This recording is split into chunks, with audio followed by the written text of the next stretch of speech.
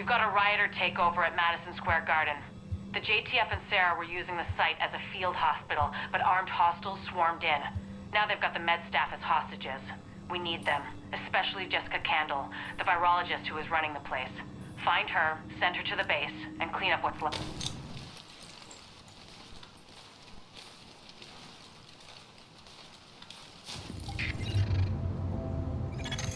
We've got a lot of hostiles inside, Agent. They're holding Dr. Candle and her staff. We need those personnel back at the base. Hi guys, welcome to my channel and welcome to something a little bit different. This is some beta gameplay of The Division. It's the new game coming out by Ubisoft. It's launched in March. I'm not quite sure the exact date. I think it's at the end of March. Anyway, I got a chance to play the alpha version of this game a few months ago, just before Christmas, and I have to admit I really loved it, but there was a few things that really were niggling me, and I was kind of hoping that they'd get those fixed, and you know what? For the most, they did. And, you know, when I got my invite to play the beta, I thought, yeah, I'm going to jump in, going to go in there. Okay, it's a bit same-o. I'm playing exactly the same thing I did when I played the alpha. But there's some difference. And you know what? The biggest difference for me was, it was the graphics. Boy, Xbox, Microsoft have been going on about, you know, the capability of the Xbox One and how good the graphics can be on it. And you know what, up until now, I've really struggled to see that. And, you know, I'm a PC gamer, so I like to be immersed in the game, and a lot of that comes through the actual graphics and what I'm seeing on the screen. And so the graphics for me are really, really important. Now, some people just they don't care. It's the gameplay for them, but for me, it's the graphics. I like something that looks the business, and for me, in this beta, it does look the business. I hope there's still some more tweaks to come. You know, certainly, I think it could be better, but we won't know. But anyway, I thought it was amazing. Actually, just to let you know, what you're actually watching here, and you're going to watch it all the way through, is me actually soloing the only mission in the actual beta. It's the hospital mission, so anyone that's played it will know what I'm talking about. You have to go in and rescue some doctors. It's all about supplying your own base your command center, and part of that is this hospital mission. And so I'm going in here. I've got to kill all the thugs and rescue the hostages, particularly a doctor. And so you're going to see me doing this. Now, I'm doing this on hard. I've already done it easy.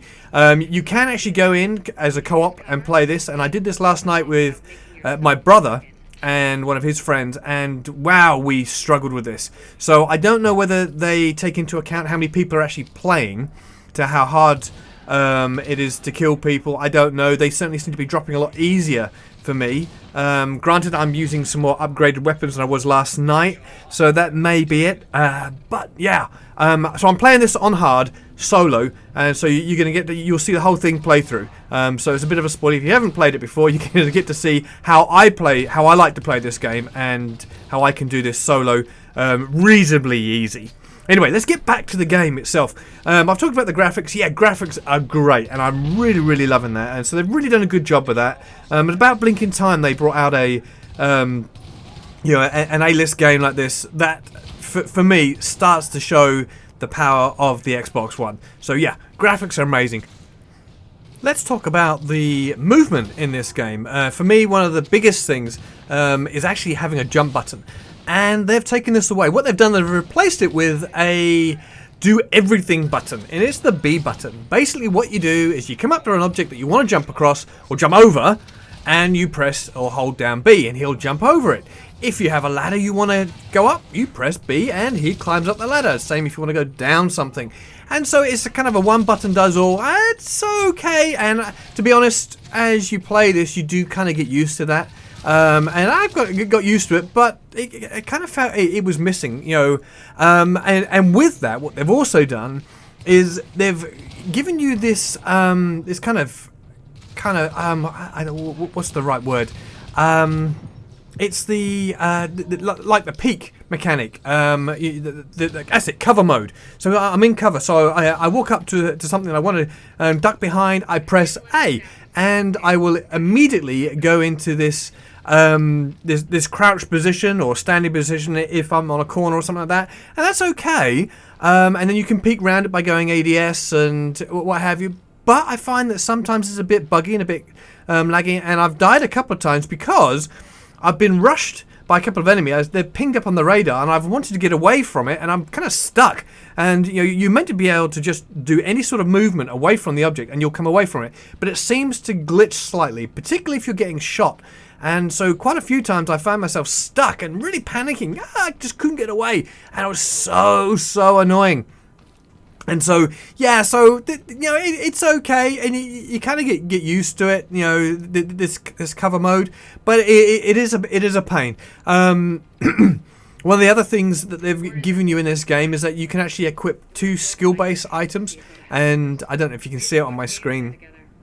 There's a kind of a pulse radar that I can do, and I did use it at the beginning of the game. When I spot enemies, I actually get better XP if I spot them first. So if I ping that, one, it highlights all the enemies, so even if they're behind covers you can see them, which is really helpful. But it also means that if you kill one of those enemies that's been spotted, that you get better XP out of it, and I failed to do it in this shot that you're seeing here, but it is certainly one of the things that is quite nice. So when you're out in the streets and you can actually ping and you can find out where people are, and there are different modes that you can switch them up to find people, find objects, and what have you. Well, the other perk I've got is actually kind of a healing perk, which is quite nice. You can heal yourself or a teammate. Now I haven't quite worked it. I think you can actually throw it at a teammate or designate an area. So if you've got a teammate a little way away from you, can actually designate where it is. And I think it's like by holding the button and then kind of zooming in the same way you would with a grenade. And so that's kind of handy. You do pick up, and you can see that you can actually pick up medi kits that you can use, but this is a healing perk that you can have, and there are other ones like grenade launchers and various other things, but in the beta that's kind of closed. And so so I'm using this one because I think keeping my health, particularly on the harder missions, is more important than anything else. And so the skill base is going to be quite interesting to play once we get that, to unlock what is going to be the best skills to run with, what's going to help you out the most. So I quite like that. I like the way that they've tweaked the time to kill in this. It's not going to be your fast action COD type of game where the enemies drop down in a couple of bullets.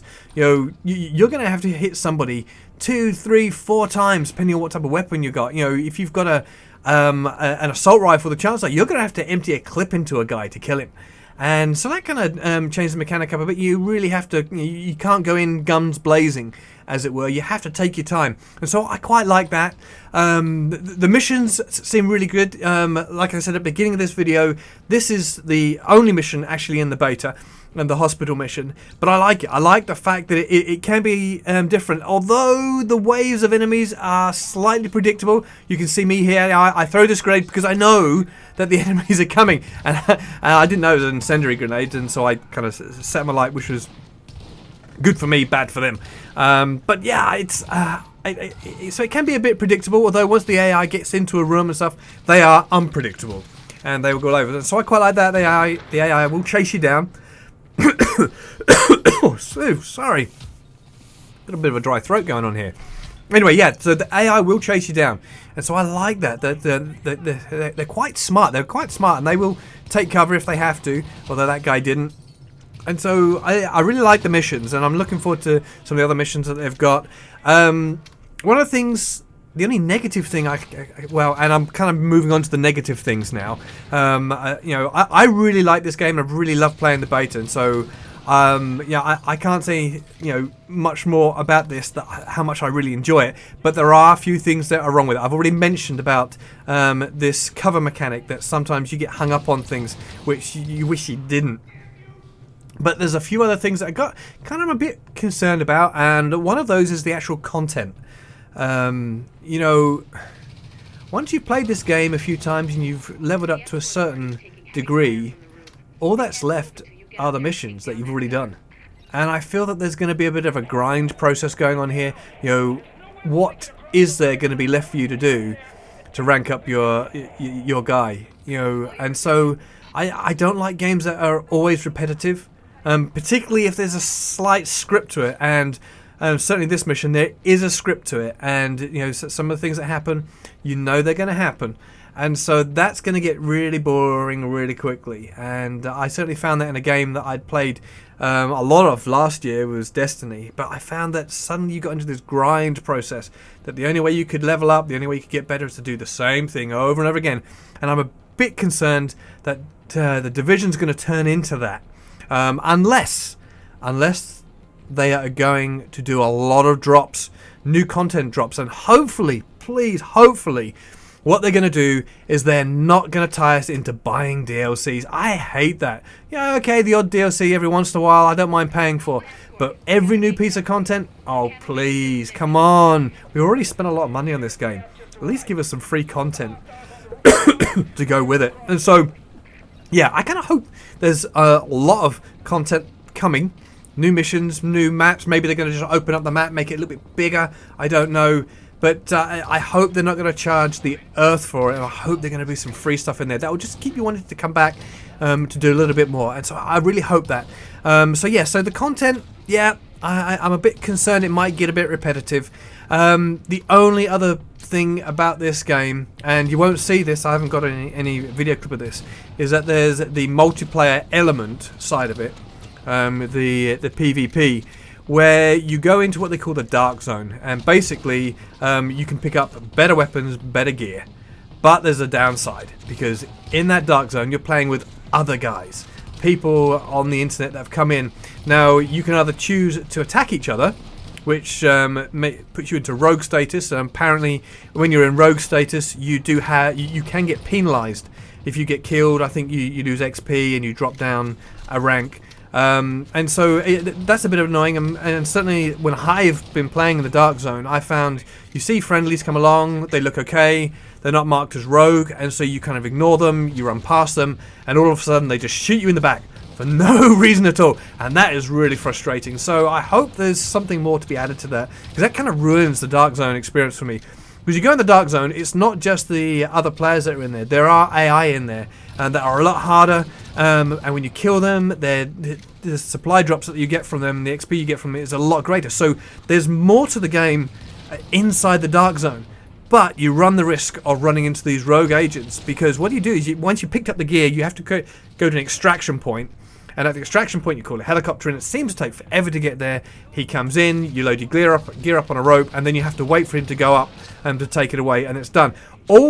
During all of this time, these rogue agents or these absolute morons can just come along and can kill you and steal your gear. And a lot of people do that. They're camping those extraction zones, waiting for people to come along, because they can't be bothered to do the grind themselves. They can't be bothered to kill people and go and get it. So what do? They just wait for you to turn up, and they steal all your gear. Well, that, in my book, sucks. I don't mind it happening a couple of times, but when it was happening all the time, it just ruined it, the Dark Zone for me.